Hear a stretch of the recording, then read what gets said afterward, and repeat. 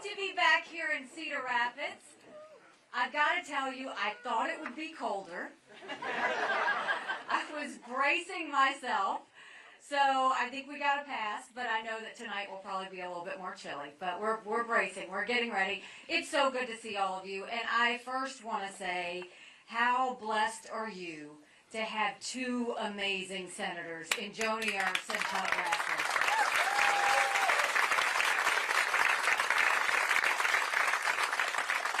I don't know about you, but it makes me feel a lot better knowing that they're there with everything that's happening in the world. And Joni, like she said, she is a dear friend, but I also think we're bonded because we are military families. And Joni, we're going to thank you all day long. Thank you for your service. Thank you for your daughter's service. Our country's better because of that.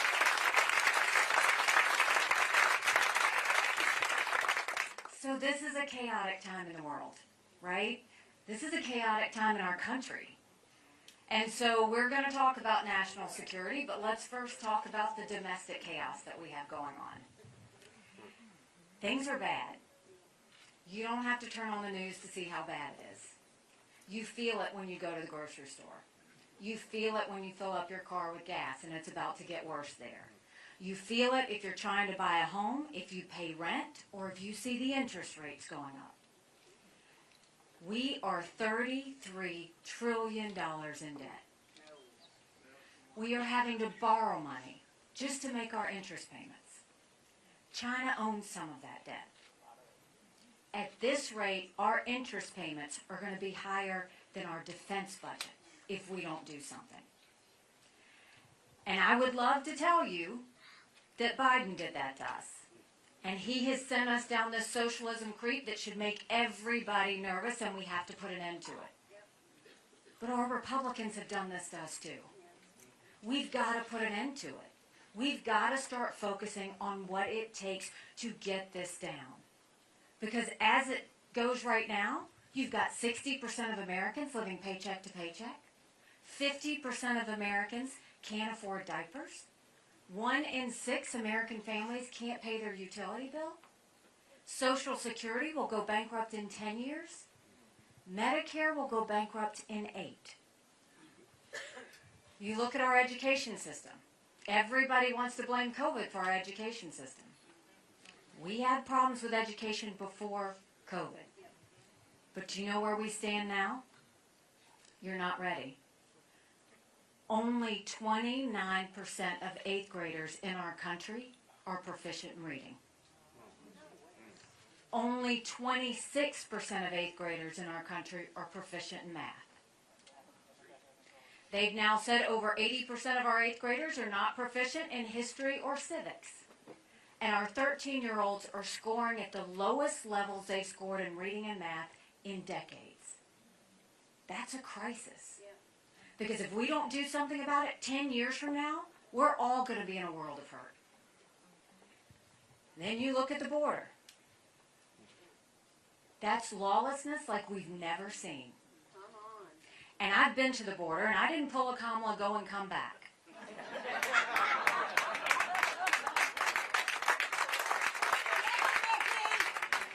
I went 400 miles down that border, and you're not ready for what I saw.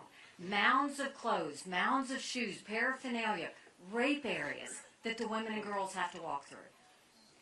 When you get up in the morning, you get your coffee and you watch the news. When these ranchers get up in the morning, they get their coffee and they see if anybody died crossing the fence. They pick up whatever little kids were left behind and turn them over to Border Patrol. I met with multiple sheriffs. They said before 7 a.m. they round up whatever illegal immigrants they can find, turn them over to Border Patrol.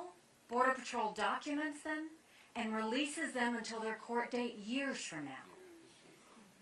And when I asked Border Patrol about their job, they said, you want to know what we do? We're glorified babysitters. They don't let us do our job.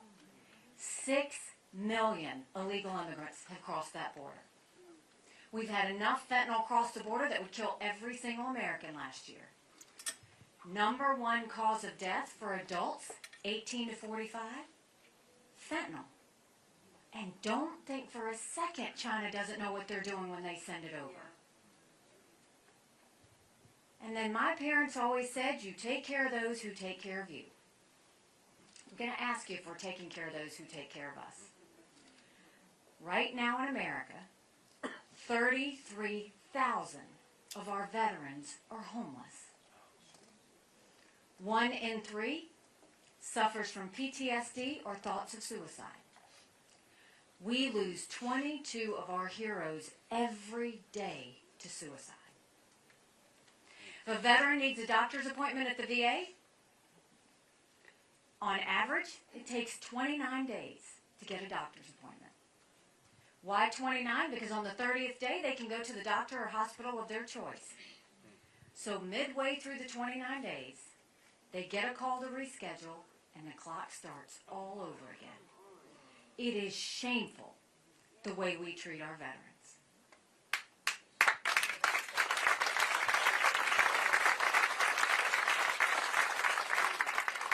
That's a lot of bad, right?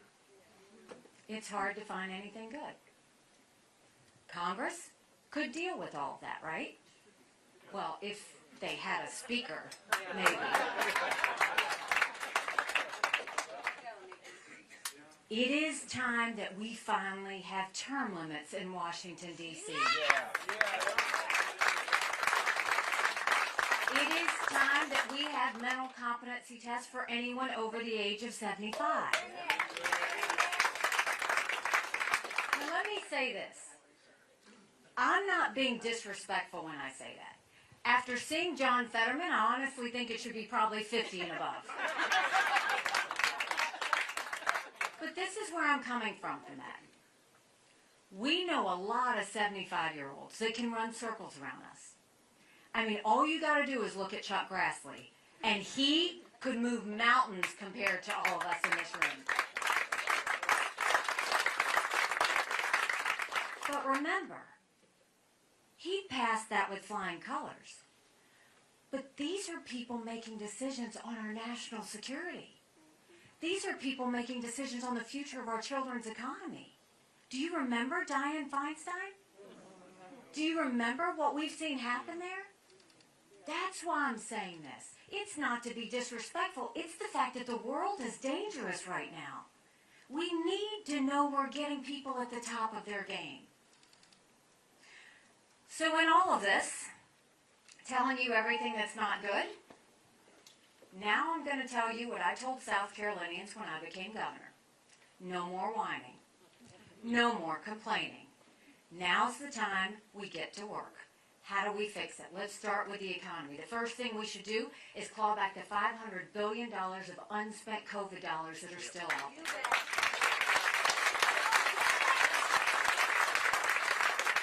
Instead of 87,000 IRS agents going after Middle America, let's go after the hundreds of billions of dollars of COVID fraud that exists. 1 out of every $7 that was spent. If 8% of our budget is interest, quit borrowing. Cut up the credit cards. You have to balance a budget every day. I had to balance a budget as governor. Why is Congress the only group that refuses to balance a budget?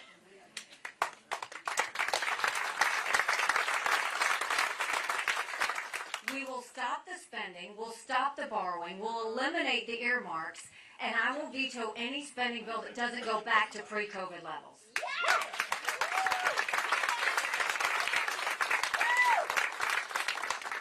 And we need to focus on the middle class. Right now in America, we're seeing the rich get richer, and we're seeing the poor get poorer. And so what do we do to focus on the middle class? The first thing is I think we need to eliminate the federal gas and diesel tax. You're spending $1,000 more per car per year. We need to go ahead and get rid of that. The second thing is we need to cut taxes for the middle class. We've got to give them more space to deal with the inflation that's happening right now. Let's cut taxes and let's simplify the brackets. In case you don't know, I'm an accountant. I'm not a lawyer, so I do care about these things.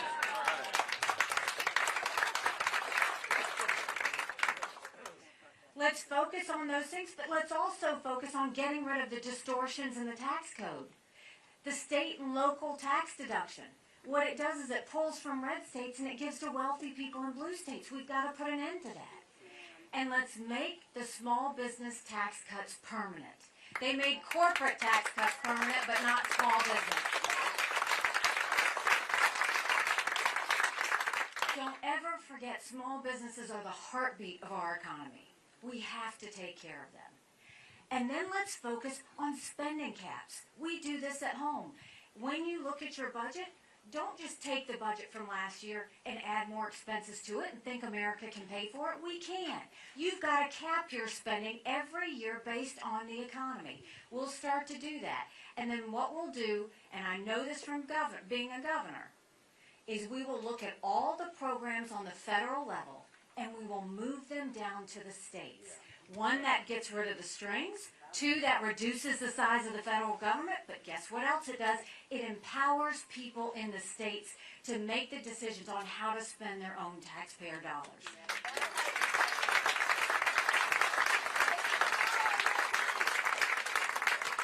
Think education.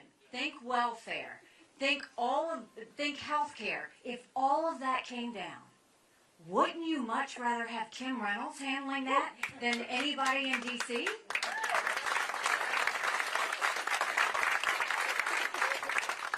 When it comes to education, we knew if a child couldn't read by 3rd grade, they were 4 times less likely to graduate high school. So in South Carolina, we started holding our kids back. We brought in their parents. We did reading remediation programs, and we set them up for success. We've got to do that across this country. We have got to get our kids reading again. It's hugely important.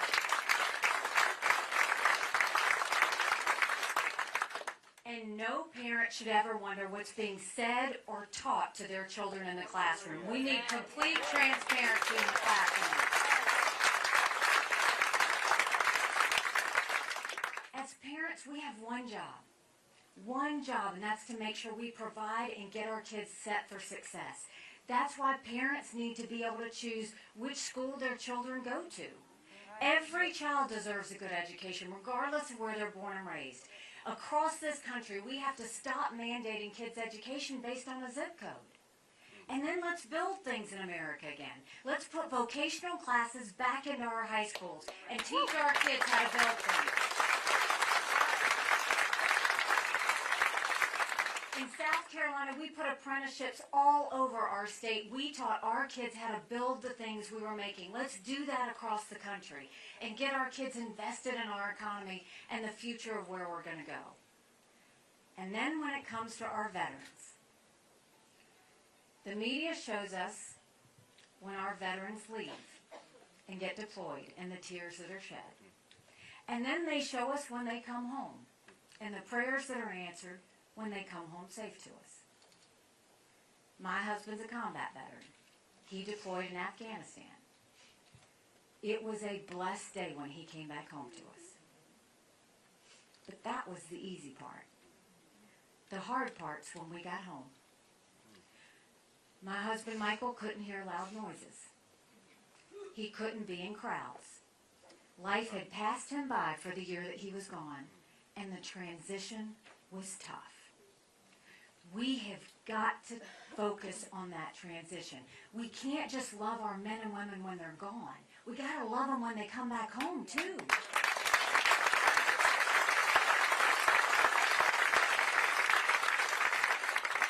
Let's focus on the transition and get them what they need. Let's do telehealth so that they can get the mental health care they need right when they need it. Let's let our veterans go to the doctor or hospital of their choice. They have earned that right.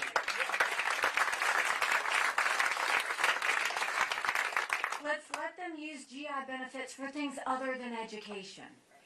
And when it comes to the health care of veterans, Joni excluded, when it comes to the health care of veterans, I think the way we fix that is I think every member of Congress should have to get their health care from the VA. And you watch how fast that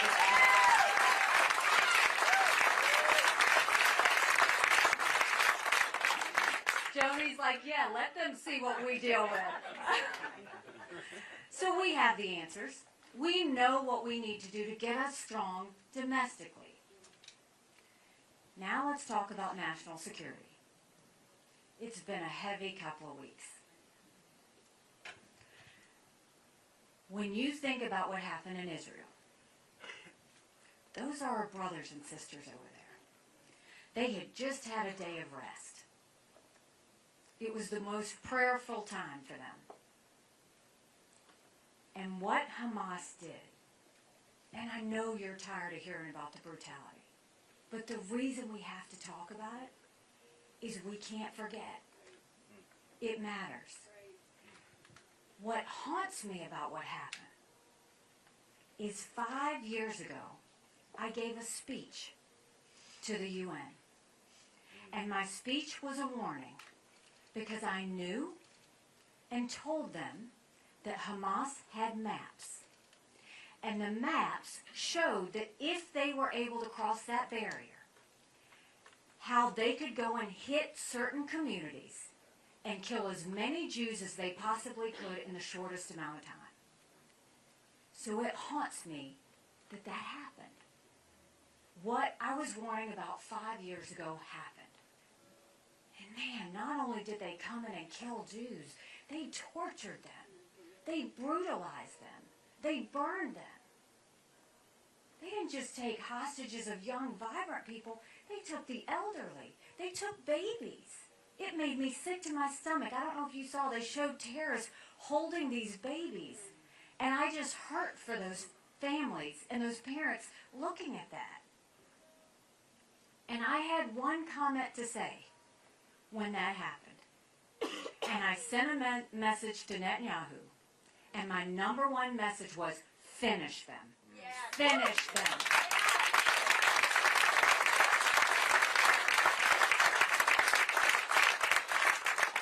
Every day that I was at the UN, I dealt with Israel. I dealt with the Palestinians. I dealt with Gaza. I have been on the border of Lebanon and seen the 130,000 rockets facing Israel. I've been on the border of Syria. I've been on the border of Gaza. I have been inside the terror tunnels. These are highly sophisticated tunnels that they put massive amounts of equipment, ammunition, they hold hostages. This is where they do their evil work. But what makes it more evil? Where are these tunnels? Underneath hospitals, underneath schools. Why? Because they know Israelis value life. They know Israelis will do whatever it takes to avoid killing innocent civilians. And how does Hamas feel? They think they go to heaven if they kill people. They don't value life at all.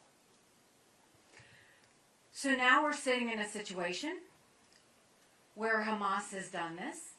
We want to finish them. I don't know if you heard the news today, but 2 prayers were answered. We had 2 hostages that are now released.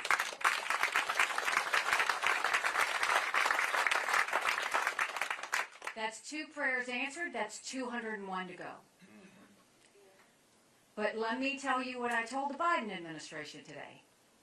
Don't fall for it.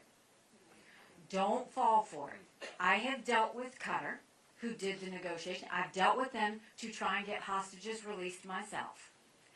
They are doing this to earn favor with America because they want to try and look good in the eyes of America.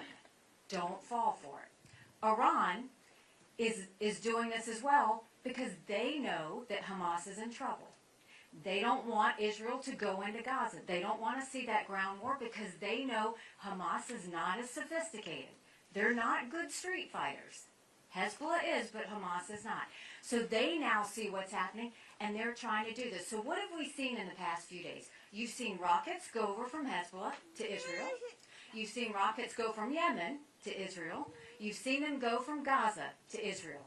Iran is trying to intimidate Israel. They're trying to intimidate America for us to lose track of where we are. Don't fall for it.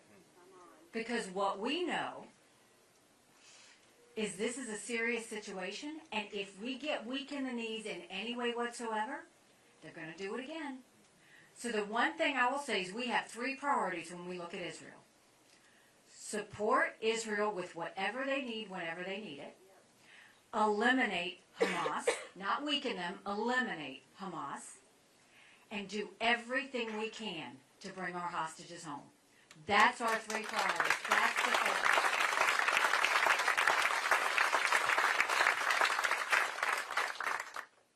And I don't understand, outside of what may have happened with the hostage situation, why Biden refuses to acknowledge Iran. Because Iran has been a regime that has said death to America, death to Israel, as long as I can remember. The 2 years that I dealt with Iran every day, they didn't waver from that. It's a culture. And what Biden has to understand is, you giving them any amount of money doesn't change a culture.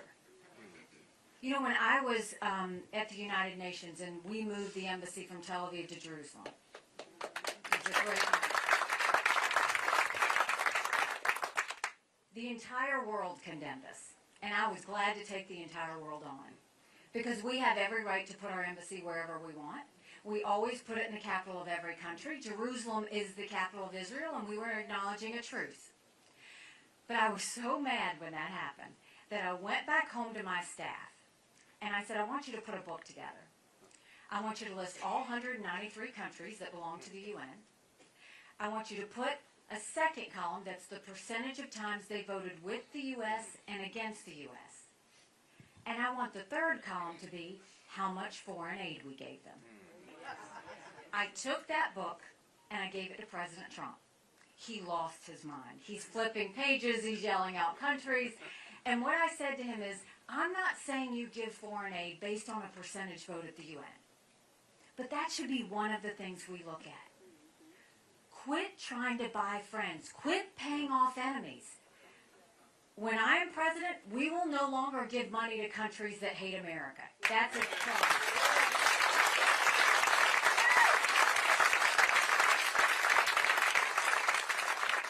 Last year, we gave $50 billion in foreign aid. Want to know who we gave it to? Pakistan, who harbored terrorists that tried to kill our soldiers. Iraq, that has Iranian influence that says death to America. Zimbabwe, the most anti-American African country there is. We gave money to Belarus, who's holding hands with Russia as they invade Ukraine. We gave money to communist Cuba, who America named the state sponsor of terrorism, who is putting a spy base up right now with China. And the one that makes me sick to my stomach, we gave money to China. What? How weak do we look?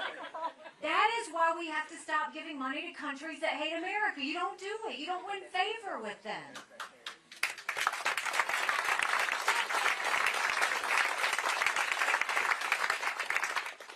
So remember, Iran is our #1 priority. But now let's talk about what are the biggest threat we faced since World War II. China. China has been preparing war with us for years. And that's not me being overly dramatic. They're already here. They've already infiltrated America. They bought 400,000 acres of U.S. soil, most recently near Grand Forks Air Force Base, where our most sensitive drone technology is. They bought the largest pork producer in the country. You know it. It's right here in Iowa. They put millions of dollars into our universities to steal our research and spread propaganda. The lights came on. Thank you, God. You got all upset when the Chinese spy balloon went over America. What do you think about the fact that 90% of our law enforcement drones are Chinese? Now think of all of that surveillance. We have a list of technologies we never want China to have because it builds up their military and it threatens America. Yet the Biden administration approved 70% of those last year. And we had more people die of fentanyl than the Iraq, Afghanistan, and Vietnam wars combined. 75,000 Americans last year alone. And look at how China has built up their military at fast paces. They now have the largest naval fleet in the world.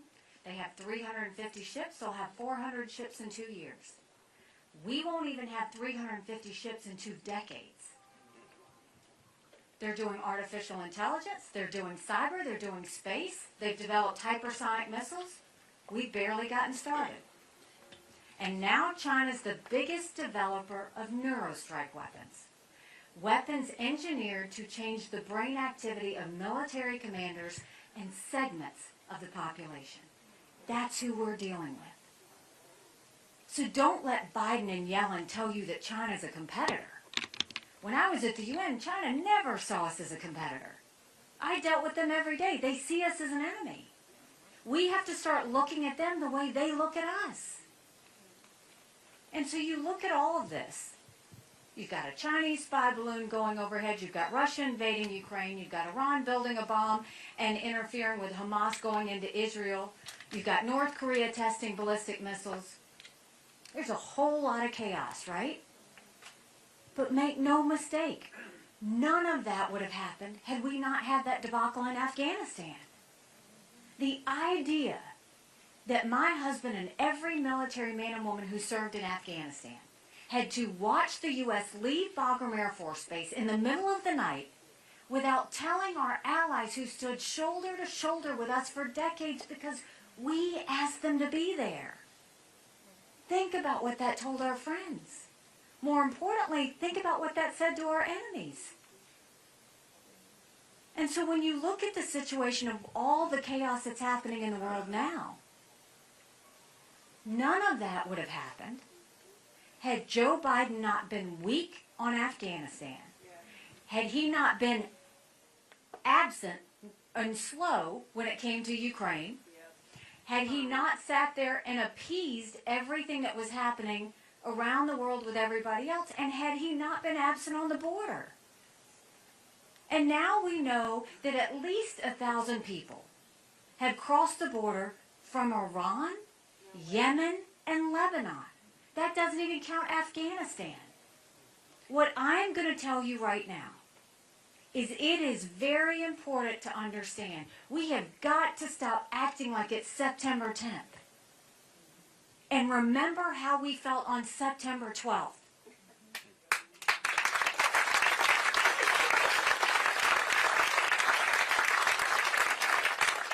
And as these debates go around our country on what we should be doing and what we shouldn't be doing, don't ever let America be so arrogant to think that we don't need friends. We need friends. We needed them on September 11th. We may need them again. Let's have the right friends. Let's have the backs of our friends. And let's be very clear on who our enemies are. A president needs to have moral clarity. You have to know the difference between right and wrong. You have to know the difference between good and evil.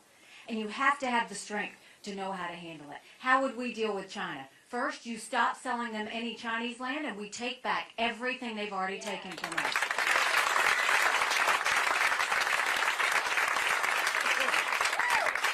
We go to our universities and we say, you either take Chinese money or you take American money, but the days of taking both are over. We'll get that Chinese infiltration out of our schools. We will blacklist all that technology that strengthens the Chinese military, and then we will let China know we are going to end all normal trade relations with you until you stop murdering Americans. You watch how fast they fix that.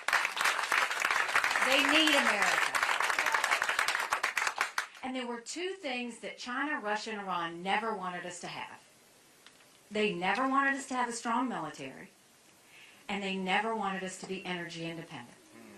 We're not just going to be energy independent. We're going to be energy dominant.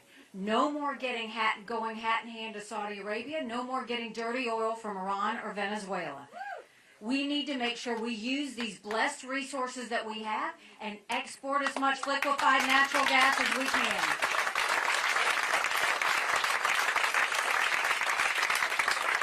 Remember, strong militaries don't start wars. Strong militaries prevent wars.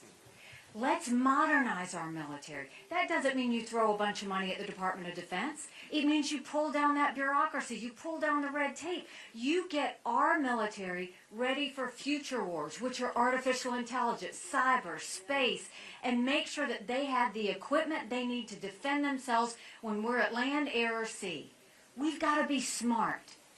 We've got to be ready. I'm tired of talking about a Department of Defense. I want a Department of Offense.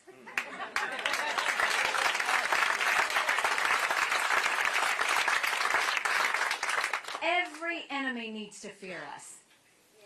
Every enemy needs to fear us. We can do this. We can. It's important that you remember we can do this. But we have to know who our friends are, and we have to know who our enemies are. And we have to acknowledge some hard truths. This is time where we have to have a new generational leader. We've got to leave the chaos and the negativity and the drama behind us.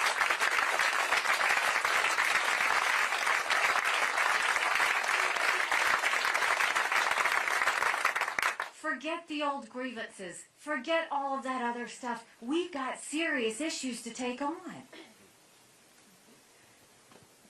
You know, 3 months ago, I dropped my husband Michael off at 4 a.m. for another year-long deployment. And I watched him and 230 soldiers pick up their 2 duffel bags of belongings to go to a country they'd never been, all in the name of protecting America.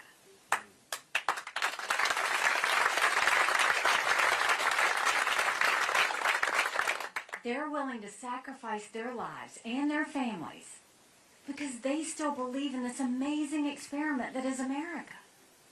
So if they're willing to fight for us there, shouldn't we be willing to fight for America here?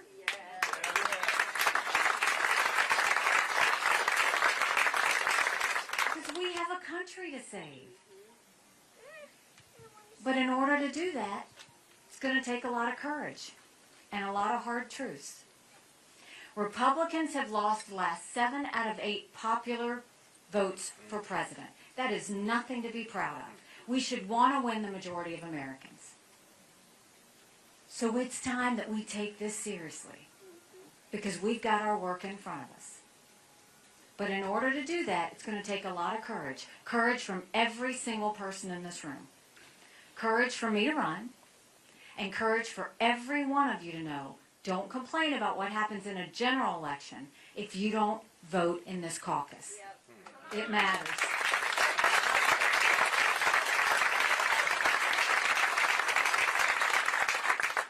Do you remember when you were growing up, how safe life felt? How simple life was? It was about faith, family, and country. Our parents raised us to be responsible individuals. We went to school and we learned everything we needed to be successful. We went to church and we found our faith and our conscience. Don't you want that again?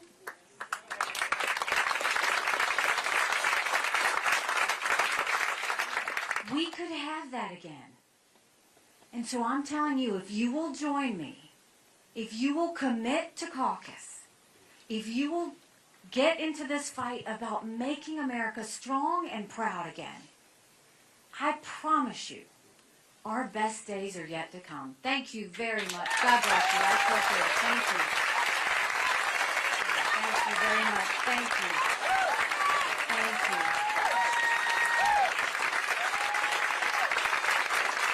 God bless you. Thank you. Thank you. Thank you. Y'all have been so nice to listen to me. Now we're going to turn the mic on you. We're going to open it up for questions. There's nothing I won't answer. You may not like my answer, but there's nothing I won't answer. So we've got Billy. Billy, raise your hand just so they can see. And Andrew here. So we've got 2 people with microphones. Just raise your hand up high and they will start calling on people. Yes. Yes, how you talk about getting back the land from China. I have a question for you. Why didn't you tell the truth about giving the land when you were governor to the communist Chinese? Land that was 5 and 10 miles from an Air Force base and an Army base. Land that's worth $4.9 million. So I appreciate your question.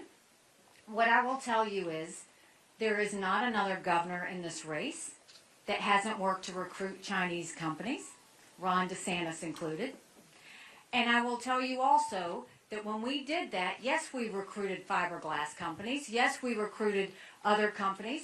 And that's what we did to bring jobs. Every governor in this country has done the same thing, just like every one of you has Chinese products in your home.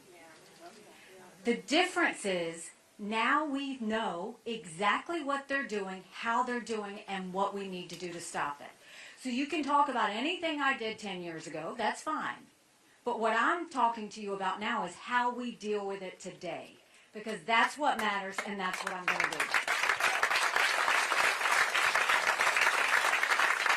Got a question over there. Yeah, say, Nikki, when you get nominated for the Republican Party, there's 4 women, one of 4 I'd like to see you pick.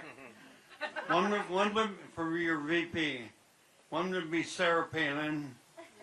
The other one would be the gal out of Arizona. Kristi Noem out of South Dakota, or Tulsi Gabbard out of Hawaii. Now, I know Tulsi Gabbard is a Democrat, but I think she's leaning Republican, from what I see on TV. Maybe I'm wrong. I appreciate, first of all, I appreciate your love for women. And it also goes to show why Iowa is so strong, because boy, y'all grow them strong here in Iowa. You show that over and over again, whether it's Joni, whether it's Kim, whether it's anybody else. This is what I'll tell you. First of all, when it comes to a VP partner, you're not going to see me care about what gender they are. You're not going to see me care about where they're from, what race they are, any of that. What I will focus on is who can join me to have the biggest, strongest, best partnership so that we can take on all of these issues. I want someone who's going to make me better. I want someone who's going to make me stronger. And I want someone who, if I step out for any reason, they can run with it and not have a situation where you are fearful, because we all know right now a vote for Joe Biden is a vote for Kamala Harris, and that's what we can't have. Two quick questions. With the protests going on in colleges, they're allowing them to go into capitals and shut things down. Why aren't these people being arrested? Why are these people allowed education in the United States? Second question is, Fauci is being paid one of the largest pensions there is, and yet he's one of the biggest crooks there was when it comes to COVID. And will you defund the World Health Organization? All right. So I'm going to try and remember those 3. If I forget, I'm going to ask you again. The first thing is, when it comes to our universities, something beautiful has happened. Through all of this that was tough for, I know, me and everybody to see, these pro-Hamas protests. What happened? These donors who give them millions of dollars have started to pull their funding, leave these board seats, and make a message. What these protests are doing, when they say kill the Jews, when they celebrate Hamas, and when I saw that college dean say that what he saw Hamas did, it glorified, he was like, I think he said he was enthusiastic, exhilarated by what he saw. Let me tell you something. If a university doesn't handle that, we pull their funding. We don't spread hate, we pull their funding. And that's the next step. These universities have gotten a pass for too long. We have got to start connecting their government funding with how they manage hate. Because when you do that, you are threatening someone's life when you do that. That's not freedom of speech. That's attempted murder if you keep talking like that. So we're not going to allow it. We have to put an end to that. The second thing I'll tell you with Fauci, I mean, all I hope is that America learn their lesson. America has to learn their lesson. The one thing I knew as governor of South Carolina, we had lots of hurricanes, unfortunately, and we dealt with a lot of crises. But the way I dealt with it was I would go and do a press conference in the morning and a press conference at night. And I would tell everybody everything I knew, because I trusted South Carolinians to know how to make the best decisions for their life. That is what should have happened during COVID. It didn't. But what we need to all commit to now is never will we let that happen again. And finally, yes, on the World Health Organization, yes, defund, defund, defund. I have called them out. China owns them. They're a terrible organization. As an 18-year-old, and this is my first election I'm voting in, Yay. a big thing that I think is a very important issue is the mental health crisis in the United States among younger individuals. How would you respond to it, and what would policies that you'd want to implement to help solve the crisis? Well, first of all, I applaud you for just showing up here today. Thank you. I will also tell you that to everybody here before I answer his question is really be supportive of the younger generation that's coming up, because they're very smart. They want to be a part of something that makes our country better. So respect them for that. And understand they think a little bit differently, but their intentions are very good. And we need to pull them in. I'm convinced they're the ones that are going to save us. So be nice to them. The second thing I'll tell you is when it comes to mental health, this is what I'll tell you. America has refused to deal with the cancer in America that is mental health.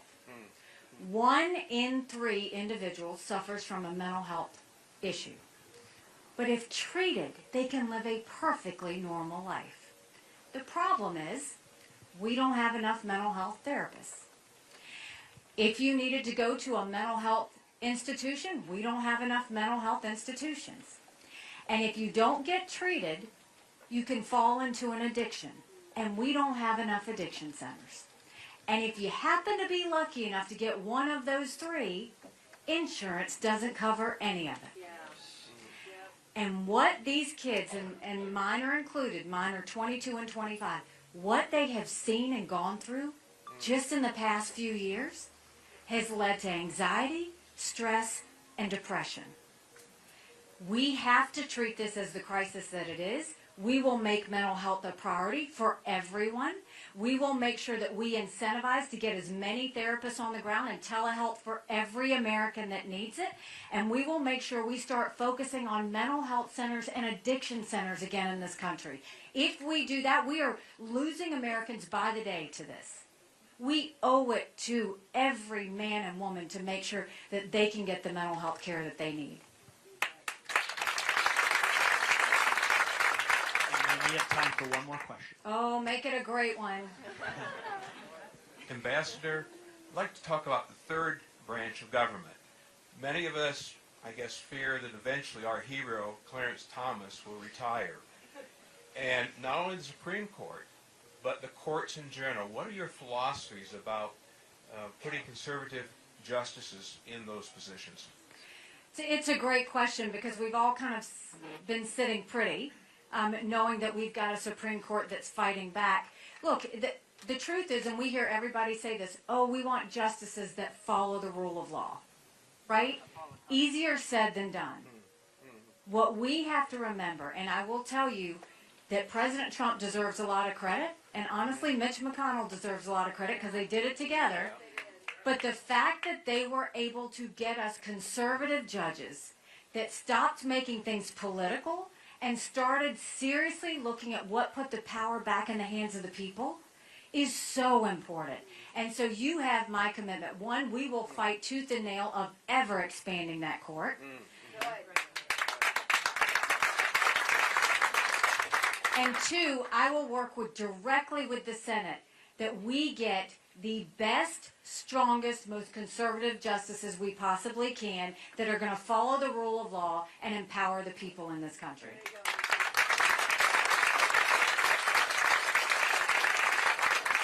So I will leave you with this. First of all, thank you for taking the time to come out.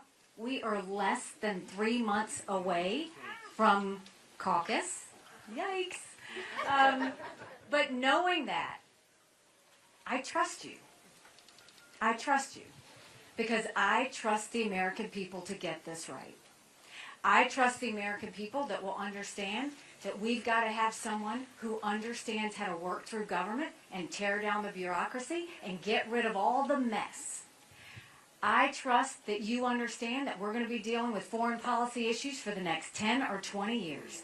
And you can't have a novice. You've got to have somebody who's dealt with them. And I've dealt with Russian, Chinese, Iranians, Israelis, Palestinians, not twice a year, every day for 2 years I dealt with them. And you understand we've got to have somebody who knows that we've got to get this right for our kids and for our families going forward. We can do this. Without question, we can do this. Someone asked me why I was running. I said, my parents came here 50 years ago to an America that was strong and proud and full of opportunities. I want them to know that country again.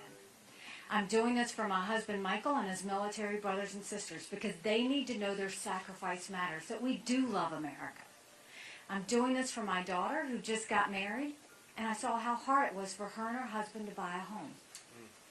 And I'm doing this for my son who's a senior in college, and I am tired of watching him write papers of things he doesn't believe in just to get an A. That's not us.